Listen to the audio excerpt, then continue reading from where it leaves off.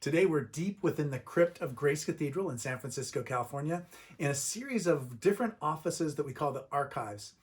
There are old videos, films, audio recordings, tons and tons of rolls of blueprints for various things, pictures of Grace Cathedral through the ages, tons of other cathedrals, archives of books too that have been written about Grace Cathedral or include references to Grace Cathedral or written by people who work here. And I'm here with Michael Lampen, who's one of my favorite San Francisco characters. I don't get a chance to talk about him very much because he's always in the background of things. I always look over towards where his pew is when I'm preaching on Sundays. But Michael is the longest term employee that Grace Cathedral has. So he's been here longer than any other employee, and he may set the record for like longest term like servant at Grace Cathedral of anybody. I wonder if you can tell us. Do you know who the longest person is? Well, of course it would be Dean Gresham. Well, that's why I was wondering. 39 years. 39 years as Dean. That's remarkable. Yeah, That's remarkable. It really remarkable. is. Especially because Dean Gresham didn't know whether he could come here because he was too sickly. And At the beginning, he thought he was going to be, the fog would be too much for him because he was going out preaching around various parishes and it wasn't working. So the bishop decided to hold him back in close to the cathedral, and it worked. Yeah, it was a great idea too because it also focuses efforts on this block where he lived for a while. He did actually live here. There was actually a house where part of the present chapter house is located. I didn't even realize that. He did. He did. And also in the chapter house, which was the old seminary in front of the cathedral. Right. So I knew he lived in the School of the Prophets for a while, but I didn't know there was another house. Before that, there was another house, a little cottage near the back parking gate. lot used to Near be. the back gate. Yeah. Oh, great.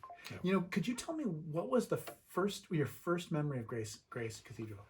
Probably as a little chorister being interviewed by the Richard Purvis, the organist choirmaster, who was very gruff on the outside, but it's warm on the inside. Yes, I was 9 years old, and I joined the choir. Yeah, that's how I started. You were one of our choristers. I was 1956. What did you take away from that experience in 1956 of being a chorister? You know, how did it shape the rest of your life? It's interesting. I don't think I was a very great singer, but I think the community of being in the choir was really helpful for me, and just being in the cathedral itself, it sort of grew into me somehow. The history was started to flow into me, and it's hard to express in words really, but it became part of me. Yeah, I feel. I mean, one way to use kind of like a metaphor is it's kind of a technology for being connected to God. You know, so something that human beings can do that help us to feel God's presence more easily. It's sort of a shortcut. Yeah, in a way, you're right. You're exactly right. Yeah, you're exactly right. And then maybe you can talk a little bit about your father too and his connection to the cathedral. My father was in the Royal Navy, and he married a San Francisco girl, and in the Chapel of Grace, right above us, in 1945. And then he was sent to Australia to teach the Australian Navy fire control and so forth. And they came back here because her parents were here, and he joined the cathedral, became a worker at the cathedral. Yeah. Business manager, bursar, ran the greeting cards department, and had these rooms were his room, part of his rooms. And when he retired in the 70s, I'd learned enough about the archives, which he started really as in a small way, to continue. And so I did, and eventually in 1982, Dean Gillespie hired me. So that's how I started here officially as the archivist. Yeah, I mean, the work that you do is extraordinary. I just, in the amount of institutional memory, I mean, there's so many times where I'm writing you an email telling me more about the window that Dean Gresham dedicated to his wife, or you know, all these. But one of my favorite things is that you have this thing called Visitor One, and it's a binder that has a description of all the art in the cathedral. When did you start working on that? And you know, what were some of the challenges in putting it together? Well, I started with a little pamphlet on a guide to Grace Cathedral, maybe 3 or 4 pages. Yeah. And it just grew from there. And I just added more and more information as I learned it and as I accumulated it. And now we have the source book, which is about 50, 60 pages long. Yeah, for me, it's a PDF file, and so I can search it So we if have I it want on, we have to, it on file. yeah, so I right. want to know every reference to Saint Bernard. I just type Bernard and I get everything. That's great. It's That's great. perfect for preaching. Oh, really? That's Yeah. great. Oh, That's I great. use Yeah. it all the time. Yeah. Yeah, and I do think the images in the windows too inspire me. I mean, Mm-hmm. so I know that I read the figures that we have in our windows more carefully than I do, Mm-hmm. other I think you're non-representative. unique among the deans in doing that, as far as I know.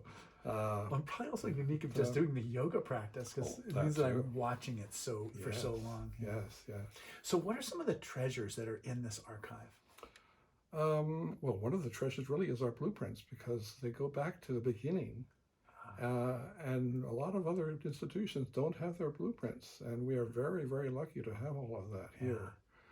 We have things like historic stones. We have all of these. Some of these are quite rare books on and by bishops and deans, clergy, and so forth. And I mean, it goes on and on. You know what I love is that you have Alan Jones's sermon, like the sermons that were published. We do. It's really We do. Yeah. In fact, they're right here. Oh, that's great. Yeah, every time at Christmas and Easter especially, I'm like, Yeah, send me the books. These are just some of his books, really. Yeah. Oh my gosh. Some of his sermons, really. Yeah. No, I'm going to take this with me when I leave for just to borrow. Absolutely, absolutely. So there's also great photographs here too. Can you describe some of the photographs that are in these three? We have photographs going back to our parish days, Oh, wow. Grace Church, and there's even a drawing of Grace Chapel, which is our founding building. And then all of the earthquake and the fire, of course, happened, and we have the wonderful pictures of the ruins of Grace Church, and then the whole building of Grace Cathedral, a lot of which were taken by Moulin Studios, and they have the rights to many of those, unfortunately.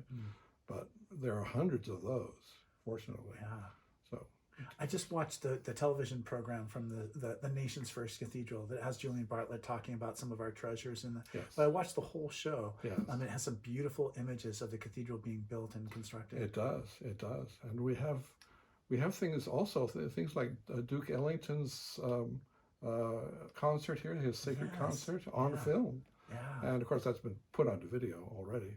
But Martin Luther King and other people who were here, it's a remarkable collection. Yeah, and you were here for many of those events. Can you tell us what it was like when they finished building the cathedral? Like when they, not finished, because we still haven't finished, but when we finished the last stage in 1964. What was really exciting for me was being up in the choir and seeing the screen, which was the back of the unfinished cathedral, come down and the rose window appear for the first time in the entire length of the building.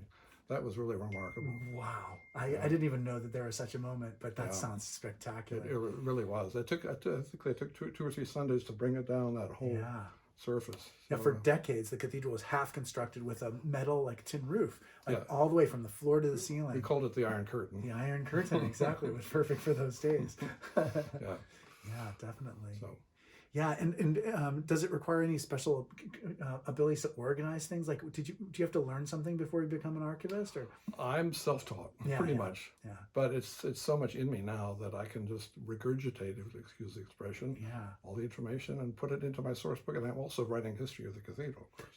Yeah. That will come out maybe in a few years, hopefully. Yeah, I had coffee with Judy Robinson, who wrote a diocesan one. She admires your work very much. I admire her work very much too. Yeah, she's wonderful. Yeah. Well, Michael, I'm so grateful for what you're doing, and I'm so glad to have you as our guest on More Good News. I'm honored to be here.